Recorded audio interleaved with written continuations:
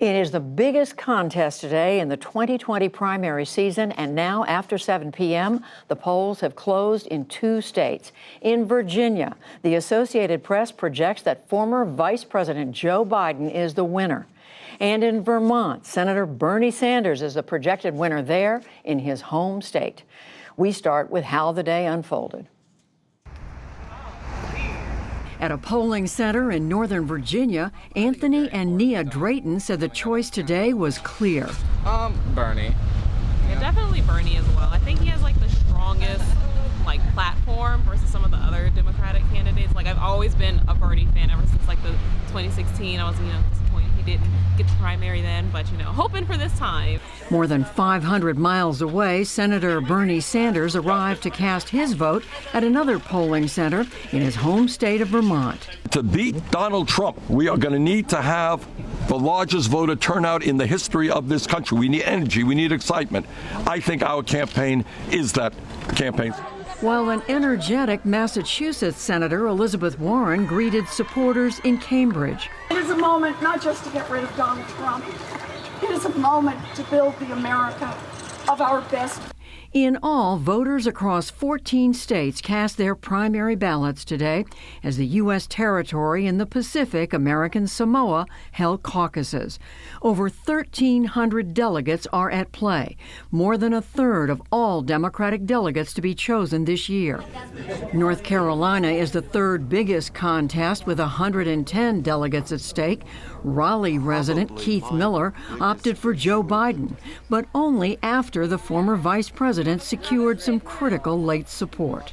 My original intention was Buttigieg, but with Klobuchar's Buttigieg endorsement of Biden, I went back to Biden, who was my first choice many months ago.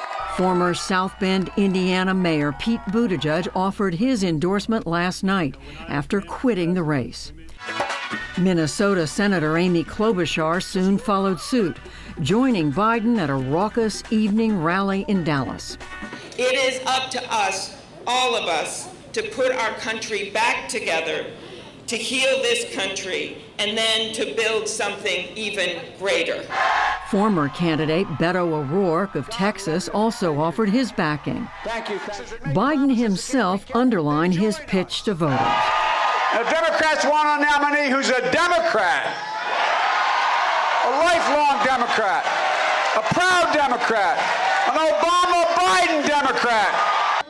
Seeking to contrast himself with Sanders, a self-styled Democratic socialist who invited Klobuchar and Buttigieg supporters to join him. So to all of Amy and Pete's millions of supporters, the door is open. Come on in.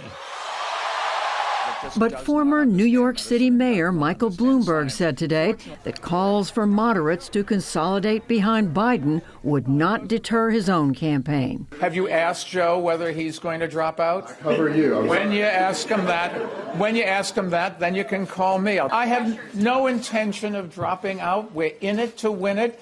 For some in North Carolina, no other candidate is as well suited to beat the president in November as Bloomberg, who was on ballots today for the first time. Joe Biden is a great guy. Voted for Obama twice and Biden. But I think we need somebody that can really go toe-to-toe with Trump, and he can be just as nasty as Trump. And I think he's got the money to do it. And now we have a host of NewsHour correspondents and public media reporters spread out in Super Tuesday states across the country, from Texas to Minnesota to North Carolina, Massachusetts, and Virginia, where the polls have just closed. Former Vice President Joe Biden is the projected winner. Our Lisa Desjardins has spent the day in Virginia. And Lisa, it's an early call suggesting the former vice president did well there. You've been looking at these interviews with Virginia voters done as they were planning to go vote. That's right, Judy. And I'll tell you, Joe Biden gets his second win of this presidential campaign here in Virginia following South Carolina on Saturday. with a broad coalition, it looks like, of voters. In particular, Judy, there were some questions about whether Joe Biden could do well outside of the deep south of South Carolina. Here tonight in Virginia, by these voter surveys, we are told, here are some numbers. So political geeks, you might want to pull out a pen, but they're significant. Joe Biden, by these numbers, won with white voters in the state of Virginia by 21 points and with black voters by 34 points. So Bernie Sanders behind in both of those categories by well over double digits. Senator Sanders did win with Latino voters here in this state, according to those surveys, but that's a smaller population. The majority, 90% of the voters in this state, are either African American or white. One other note, Judy, I think we have a sense of one big favor, one thing going in Joe Biden's favor tonight. Northern Virginia turnout, as I have said today, seemed to be very high, perhaps even record. And Judy, check this out. In these voter surveys, 55% of voters here in Virginia today said they have a college degree. That is far above the national average, and it indicates that those voters turned out for Joe Biden, and that may have been what put him over the top. It's interesting, Lisa, and you were telling us in the last hour, you've been talking to different campaigns. The Mike Bloomberg campaign, after earlier putting some hopes in Virginia, you said later on they were scaling that back. That's right. This was one of their early hope states. They thought they could lead off the night with a win here. But in the last 2 weeks, we've seen numbers change dramatically. Talking to voters today, I talked to one voter who was originally a New Yorker, said she loved what Mayor Bloomberg did there. However, she did not like his tone on the campaign trail. And overall, voters said they think Biden, that I talked to today, that Biden has a better shot than Bloomberg at beating President Trump. That seems to be what this vote may be about. Results still come in. The Bloomberg campaign still has hopes in states like Tennessee, Oklahoma, some parts of Texas. But for right now, the first win goes to Joe Biden. And a big win. And again, the fact that it can be called early, significant. Lisa Desjardins reporting from Northern Virginia. So we turn now to the biggest prize of this night. That's California. 415 delegates are at stake. That's where we find Amna Nawaz joining us from San Francisco. So Amna, a big delegate haul and a lot of strategy on a part of all these campaigns. That's right, Judy. Tonight, California is voting. It is the big kahuna of all those delegates, 415 total at stake. California really, though, is less about who wins or who loses. Senator Sanders is actually polling really well here statewide, and his campaign tells me they are poised to do very well. So we're going to wait to see how that pans out for him. But California is more about who can win at the district level. There are basically 53 congressional districts that are not built and not drawn along partisan lines, but along interest and community lines. It was a nonpartisan group that did that redistricting, which means every candidate can go into these specific districts and really make their case and have a chance to pick up delegates. 15% is the magic number. There's a 15% threshold all of the candidates have to meet to get any delegates at all. So what we're really looking at is if Senator Warren or Mike Bloomberg, who has blanketed the state with over $70 million worth of ads, if they can chip away at the delegate count and start to pick up some of those delegates in those congressional districts. If they don't meet that threshold, that means dozens of those delegates, Judy, will be going to other campaigns and other candidates. Still very early here, hours left to vote, and we know there's a lot of late voters out there in California. Hours left to vote, Amna, and we know that in California, the majority of the vote is coming in by mail, which means this counting could take a while. It means a lot of work ahead. It means we may have to extend our hotel stays here. The 16 million ballots were actually sent out to California voters, and just a fraction of them, I've actually been checking the updated results as they come in, just about a quarter of those ballots have been returned and accounted for so far. California voters can either walk up to a polling location like this one where we are outside City Hall and hand in their ballot, or they can just drop it in the mail today. It just has to be postmarked by today. So by our count, there's 12 million ballots still out there. There could be days ahead when they're still counting those ballots. A final result may not be until the end of the week or next week, if not longer. But we're waiting to see who those voters will break for. Are they the younger voters who we know have been breaking for Senator Sanders? We don't know if that happens, then obviously that's good news for him. Or are they, like a number of voters we've seen in different parts of California, moderate or independent voters who are just waiting to see if any clear leader in the moderate lane emerged? A lot of those folks look to Joe Biden in South Carolina, maybe looking to him tonight in Virginia with his big win there and deciding to put their support behind him. Too early to tell here in California tonight, Judy. Amna Nawaz will be there as they begin the count. We'll see how long it takes. Thank you, Amna. And now to Texas. This is the state with the second largest pool of delegates being chosen today, 228. Our own Dan Bush joins me now from Houston. And Dan, you've also been getting a look at these surveys of voters, even though the polls haven't closed there yet. Surveys of voters interviewed as they were making up their minds about who to vote for. That's right, Judy. And we see some interesting breakouts here along ideological lines. 18% of Democratic voters said they were very liberal. 18% identified as somewhat liberal. That's about 1/3. The other 2/3, Judy, identified as very or somewhat conservative or moderate. So that reflects still the big challenge for Democrats here in Texas, which is that this is still a pretty conservative state. Now, Democrats like to say that they are going to flip the state. We've heard that every couple of cycles, right? I went back, I looked at the general election results here in Texas. John McCain won in 2008 by 12, Romney won by 16, Trump won by 9. So it's not a clear trend in the Democrats' favors. Publicly, again, they like to say they're very close, but privately, several Democratic sources told me they know that they're not still all that close. The reason why, again, Judy, the all-important Latino vote. And I just want to put this in context for a split second. The census came out with a new set of data just last year saying that now the state is roughly evenly split between the number of Hispanic residents and non-Hispanic white residents, but they predicted that it's going to become majority minority by 2022, Judy. The issue, however, is that less than half of the state's Hispanic residents are registered to vote. Turnout is still lower among Latinos than non-Latinos. Until that changes, this is still going to be a tough place for Democrats to compete, in part because of the voter surveys we're seeing tonight, still relatively conservative. Fascinating to see what Democrats are looking at in the Latino community. Just quickly, Dan, Texas, of course, the state where just last night Joe Biden received 3 big endorsements from Pete Buttigieg, from Amy Klobuchar, and Beto O'Rourke, the congressman who ran for president and dropped out. Are you seeing an effect at this point, talking to voters? I am, Judy. They see what's happening. They see those former rivals that you just mentioned coalescing behind Biden. Several see that as a sign that he is the clear moderate frontrunner. So yes, Judy, voters do see that as a sign. And people I spoke with at polling precincts today did bring that up as one of the reasons why they were voting for Biden, if they were supporting Biden. All right, Dan Bush reporting from Houston, and we'll be talking to you throughout tonight.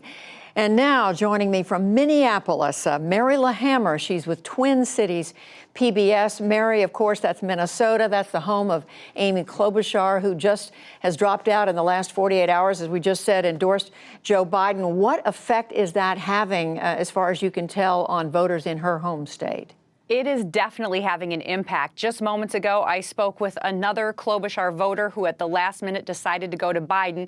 Now, this voter said he decided to wait because Minnesota had gone to a caucus system. Last time in the caucuses, Sanders won big, 62% of the vote here. This time we have a presidential primary ballot, and we've had early voting for some time. And so that ballot still has 15 Democratic names on it. Only 5 of those 15 are still in the race. And Klobuchar is one of those who is not in the race. So the question is whether her voters are going to go to Biden and how much Sanders is surging. He held a rally here last night, very well attended, again, did very well here 4 years ago. So we're definitely going to watch how that goes forward. Also watching Klobuchar's future. She might not be in the presidential race, but there's a lot of questions whether she could be in the vice presidential race, whether she could be running for a Senate leadership if Democrats can take the Senate, maybe majority leader, maybe attorney general. She was a county attorney here, maybe even Supreme Court. So I think maybe her national profile may not be over. A lot of speculation about that. One other thing to ask you about, Mary, and that's Mike Bloomberg. His campaign, of course, running an effort all across the country, putting a lot of money into advertising. What are you hearing, seeing from voters about him? Yeah, I spoke to a number of swing voters today and asked them all, why isn't anyone talking about Bloomberg? With Klobuchar out of the race, are they interested in him? Every single one of those voters said to me, he's too much like Trump.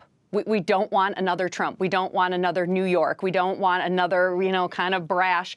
Minnesotans are kind of tame in their rhetoric. There's that phrase, Minnesota nice. We kind of like our politicians to behave and be nice here. So Bloomberg just doesn't seem to be getting a lot of traction, even though he's spent a lot of money, has reached out in unique ways with text messages and phone calls, and as you said, a lot of advertising. But it looks like, especially based on the most recent polls, that it was Klobuchar and Sanders' race. We'll see if Biden can get a boost.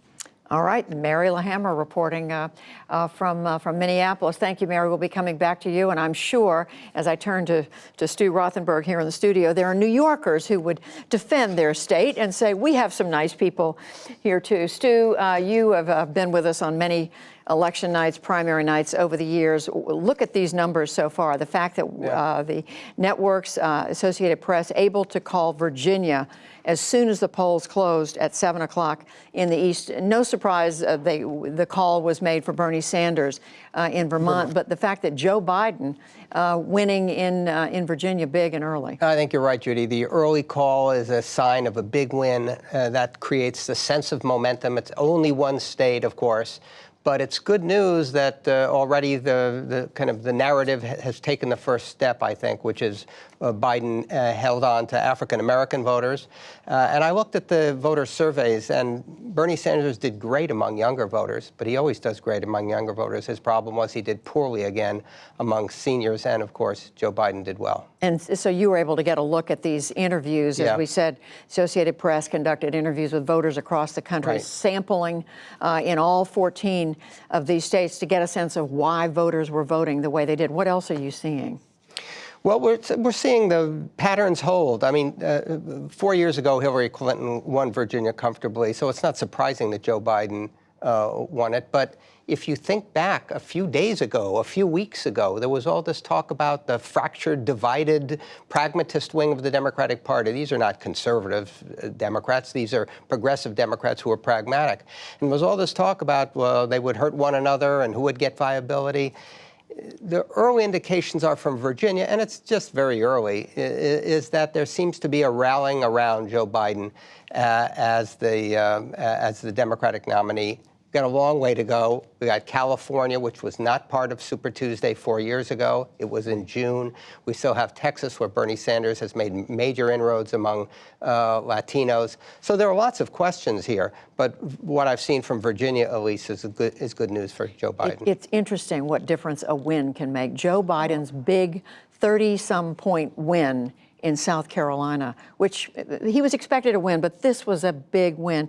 It changed the narrative almost immediately. And he's still the guy who finished like 4th and 5th in the early contest. Right. And he was second in Nevada with just 19% or something. But you're right. The storyline has been rewritten. And my guess is these results are going to add to that, but we'll wait and see. We will wait and see. Tell us quickly, Stu, what else are you looking at tonight? I know we've talked about age breakdown, gender, and so forth. What else are you looking for tonight? Well, we're concerned about delegates. In February, 155 delegates were chosen. Tonight, over 1,300 delegates will be chosen. That's a big deal. I know we reported on the delegates in Iowa and South Carolina and Nevada and the like, but we're just a handful of people and a handful of delegates were awarded there. So we're looking at states, and we're looking at African Americans. We're looking at Bloomberg. Is he viable any place? Is he hurting Joe Biden? Interestingly, if he does well, Joe Biden can say, "Well, I'm leading the pragmatists, but support is being siphoned off." He can also say Klobuchar and Buttigieg just left the race, and people had voted early. So I'm looking at all those kinds of things to see if there's momentum. But still, we're looking at it. We only got a few seconds at this point, but we're still looking at a divided Democratic Party. With the enthusiastic support still out there for Bernie Sanders. We only have a couple of states we've projected so far. He still has resources, and he has terrific grassroots support. Absolutely, there is a race underway. There's a race underway, and we haven't even mentioned Elizabeth Warren. We'll come back to her. We'll come back to her later on. So it is a little after 7:30 in the East. And that means the polls have closed in another state. That's the state of North Carolina. And we have news to report. 5 television networks are now projecting that former Vice President Joe Biden is the projected winner in the state of North Carolina, where, as I said, the polls just closed at 7:30. Our Yamiche Alcindor, she's there in Raleigh. She's been talking to voters. She joins us now. So, Yamiche, you've also had a chance to look at some of these voter surveys. What are they telling you about how Joe Biden did it? Well, first, this is a big win for Joe Biden. This is a state that Democrats are looking at to make the argument of electability. About 50% of African Americans broke for Joe Biden. They supported him, and 25% went for Bernie Sanders, while 12% went for Michael Bloomberg. But going on the issues of what's important to voters, I want to put up a graphic for viewers on the issues that voters were thinking about as they went to the polls. 40% of voters said that health care was their number one topic. Then that was followed by the economy and jobs and climate change, both at 16%. Then we had race relations at 9% and gun policy at 7%. So what we see is, of course, health care being a very big issue. And it seems as though when voters were thinking about health care, they thought that Joe Biden and his plan to tweak the Affordable Care Act and not to upend the entire health care system with Medicare for All is what they wanted. Interesting, because health care, of course, has been a huge issue throughout this campaign. Of course, Bernie Sanders has made Medicare for all a single-payer health system really the emblem of his campaign, and yet voters in North Carolina looking another way. And Yamiche, you can't discount the fact that North Carolina's neighbor to the south went very heavily, as we've just been discussing, for Joe Biden just days ago. That's right. What we see for Joe Biden is a campaign that was really struggling before South Carolina and before North Carolina now. Joe Biden was someone who a lot of voters told me they were worried about. They said, look, we like Joe Biden, but he doesn't look like he's going to have the stamina to stay in this race. And what we've now seen is that African-American voters have delivered at least 2 big wins for Joe Biden here in the South, North Carolina and South Carolina. And that's a key constituency for Democrats. It's also why we saw other candidates like Pete Buttigieg and Amy Klobuchar have to end up dropping out because they couldn't get the traction among black voters that Joe Biden was able to get. So this is, of course, a state that Joe Biden's not going to be able to say, look, African-American voters are important. They're important to our party. And I'm the one who can pull them in. I'm the one who can bring them up and make sure that they turn out in November and are also going to be important as I win and try to beat President Trump. So this is a big win for Joe Biden here in this state. And interesting, too, when you talk about African-American voters, Yamiche, because we know they will play a big role in the Democratic primary, are playing a big role in the Democratic primary in another Super Tuesday state, that's Alabama. And we will see about Tennessee, where the polls don't close. Alabama, the polls close at 8 o'clock Eastern. Tennessee, the polls closing time has been moved back to 9 o'clock because of the terrible weather, the tornadoes. Yamiche Alcindor standing by with us from Raleigh, North Carolina. Yamiche, thank you very much. We're going to be coming back to you throughout the night. Thank you.